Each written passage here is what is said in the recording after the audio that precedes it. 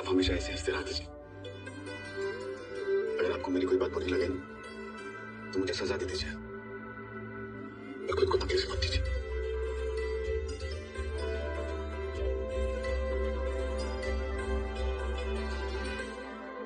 ये रोना बंद कर, कॉलेज जा, और मैं तेरे स्टूडेंट्स को तेरी ये तस्वीर भिजवा दूंगी और कहूंगी कि देखो ऐसा रोती हुआ है तुम्हारा प्रोफेसर। क्या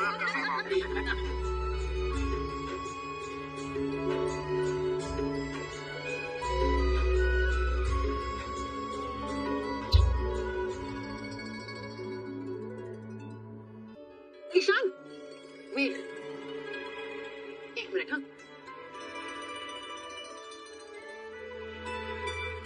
ये टिफिन तुमने लंच में किया था, खा लेना प्लीज। Thank you.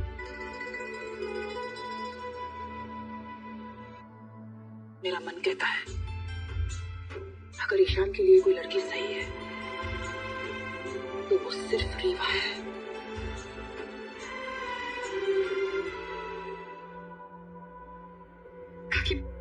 मुझे मुझे बहुत बुरा लग रहा है। सभी ने मुझे ईशान को सच बताने के लिए कहा, लेकिन मैं आई की डर से वहां चुपचाप खड़ी रही और फिर आई ने कितना कुछ सुना दिया सभी को। अगर मैं सच बताने की हिम्मत कर पाती तो शायद ये सब नहीं होता। सोच सोच कर खुद पे बहुत गुस्सा आ रहा है मुझे।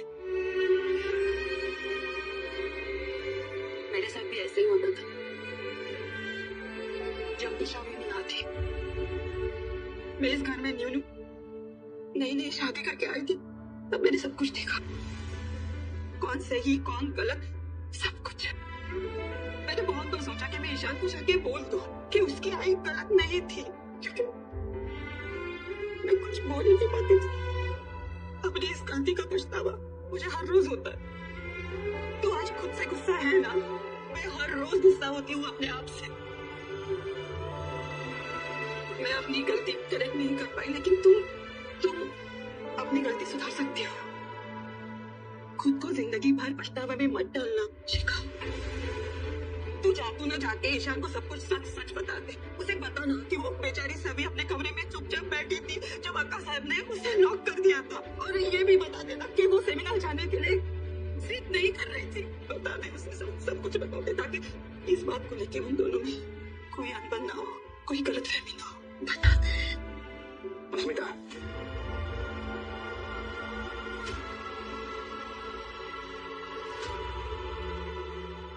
जी कुछ चाहिए था आपको? वो फाइल का लगती दुनिया, कुछ फाइल? वही फाइल जो तुझे कल दी थी संभालने के लिए। बहुत इंपॉर्टेंट है और अर्जेंट भी। मिल नहीं रही मुझे। चल जाके ढूंढ ले। अत्तास, ये दे।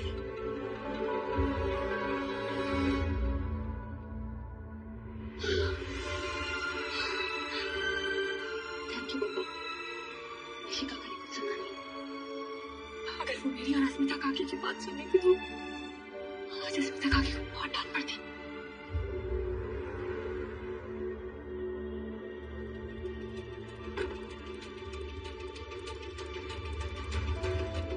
ये आपके फाइल।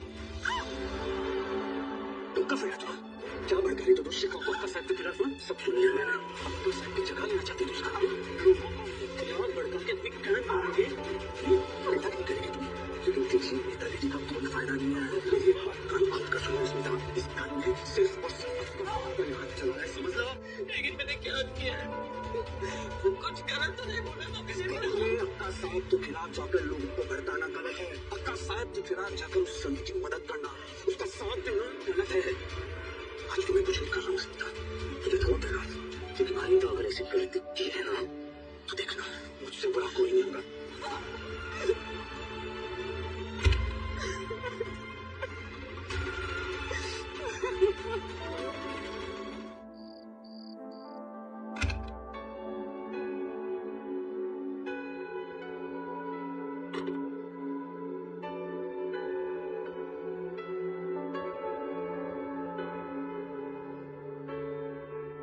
लगता है सब सो गए।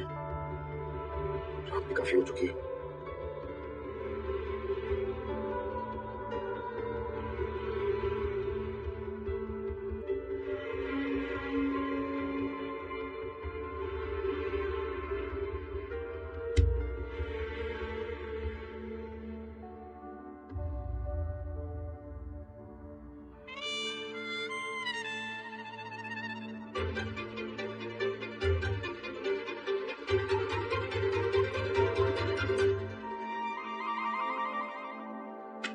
सभी तुम ये क्या कर रही हो? क्या कर रही हूँ मतलब? आप ही सजा देकर गए थे ना? मैं भी तो देखूं तुम्हारी जुबान कितनी पक्की है। खड़ी रहो एक नाम पे जब तक मैं वापस नहीं आता। ओके, जाऊंगी। अरे इसका मतलब तुम तब से, अरे मैंने गुस्से में कभी कुछ भी बोल दिया था, तुम इसको इतना सीरियस ले लिया, तुम सही टाइम पे खड़ी हो। सीरियसली सर, आपने अपना चेहरा देखा? आप कितने ज्यादा खड़ूस हो, समझ ही नहीं आता कब सीरियसली बोलते हो कब मजाक कर रहे हो। अब तो मेरा चेहरा समझ में आ गया ना। अभी बबूला जैसा पोस्ट छोड़ो और नीचे जमीन पे खड़ी हो जाओ।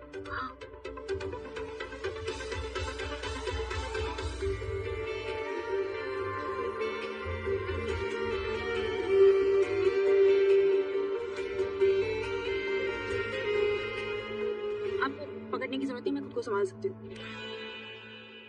ठीक है, चलो फिर। चल रही हूँ। इधर आओ, इधर। सर आप प्लीज छोड़िए, मैं खुद चलता हूँ। अब चुप चल बैठा है। सर आप मेरी बिल्कुल चुप। जब देखो मनमानी करती रहती हो, अपनी नाक पे दम करके रखा हुआ है, किसी की बात नहीं सुनती हो तुम। आप ही की बात सुनी थी, तभी पूरा दिन एक पैर पे खड़ी रही बबूला पोज में।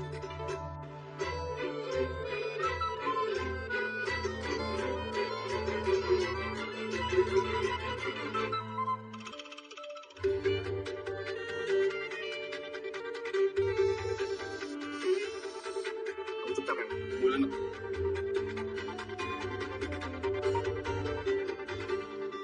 बेटा लग रहा है अभी गुड, क्योंकि मेरी डांट अभी तक खत्म नहीं हुई है। एक तो पहले तुम सेमिनार भाग गई, फिर घर पे आने के बाद एक टांग पे तुम खड़ी रही। दवाई तो तुमने खाई नहीं होगी पूरा दिन, आप 100% श्योर। खाई कि नहीं खाई बताओ।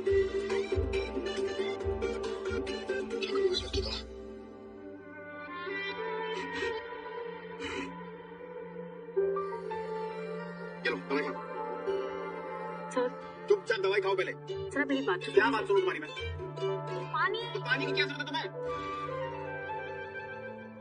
पानी की जरूरत है?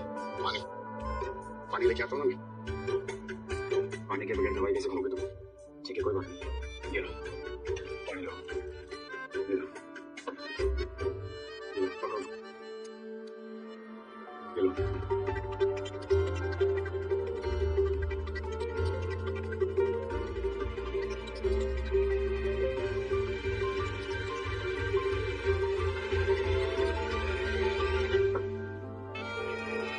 कुछ तुम करती रहती हो ना, कैसे लगी तुम्हें?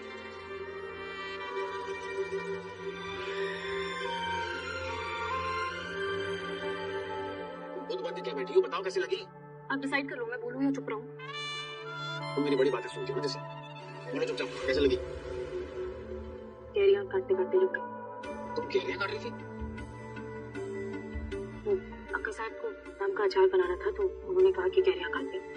पूरा काम खत्म करके ही गई थी मैं, और मुझे कमिश्नर अंकल से मिलना था। Commissioner uncle? सर तुम्हारे अंकल हैं? मेरे पापा की सीनियर थे और मेरी आई को बेटी मानती थी, इसीलिए जाना चाहती थी उनके पास। अपने आई बाबा के बारे में और जानना चाहती थी, उनसे जुड़ी कहानियां सुनना चाहती थी। मुझे नहीं पता नोटिस किया कि नहीं किया, पर सेमिनार में अंकल ने जिस ऑफिसर की बात की थी उनकी फोटो दिखाई, मेरे बाबा थे। नागपुर के डीसीपी, आईपीएस में राज सवाल। संजीव सर, मैं निशान भोसले, सभी सस्पेक्ट। तुम सभी कैसे हो? फिर तो तुम हमारे दामाद हुए भाई। मैंने जब संजीव सर को कॉल किया था वो मुझे अपना दामाद कह रहे थे।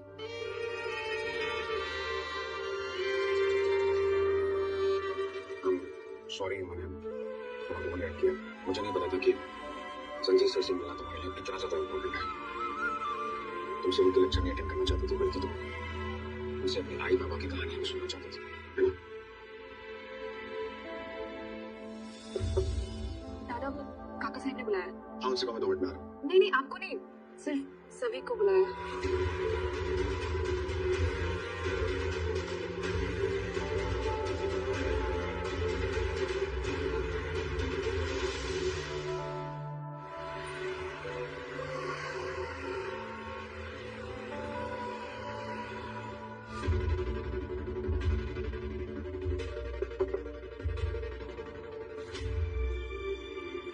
अंदर आ जाओ।